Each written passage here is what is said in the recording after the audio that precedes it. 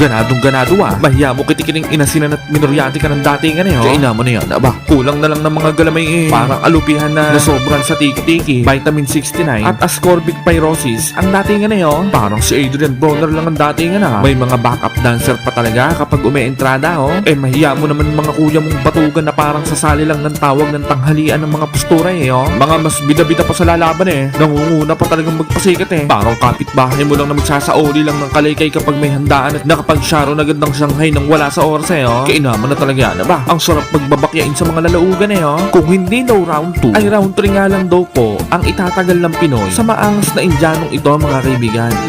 Have a game plan, I will knock him out second round or third round. Ay ka mo lang hiya. Grabe ang hangin sa pangangatawan Malakas si Meron nga. Anong round daw sila tatantok? Tagtisikan ka na Ngunit sa mismong laban naman ay nagmustulang putong kulaong na vegetarian na tineres ng Pinoy ang postura ng mayabang na Indianong ito mga kaibigan. Bugbog sarado ang damukos.